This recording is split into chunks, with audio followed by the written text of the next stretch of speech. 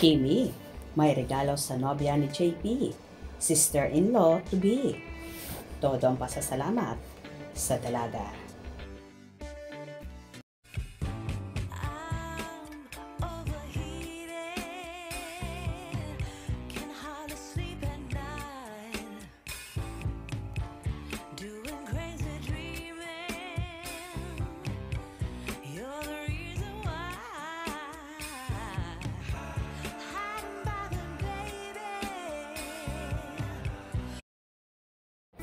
Sobrang generous talaga ni Kim Chiu at binigyan niya ng House of Little Bunny Bag ang kanyang soon-to-be sister-in-law, ang nobya ng kanyang bunsong kapatid na si John Paul Chiu.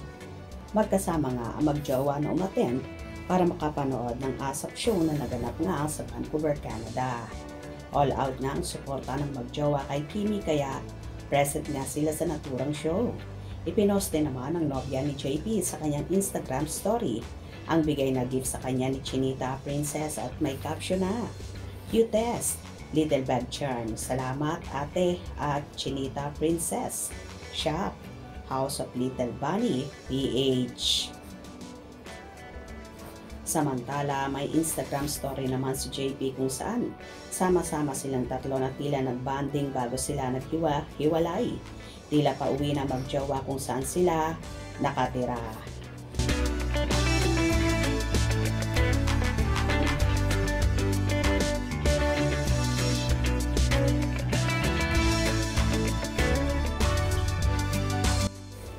Samot-sari naman ang naging reaksyon ng mga netizen.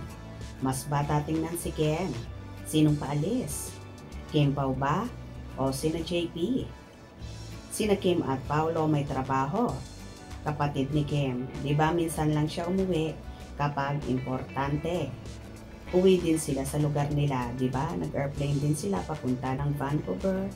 Nakita ko ang post bago lang pauwi na may post ang girlfriend ni JP at si JP with Kim. Nag-Instagram si JP.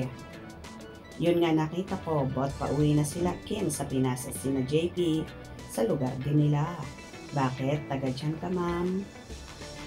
Minsan, di rin yan totoo.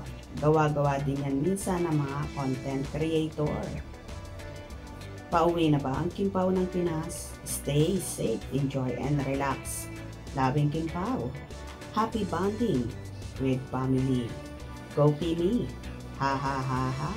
Saan papunta? Ang dalawa. Keep safe, Kim Pao. Keep safe, Kim Pao. God is always with you.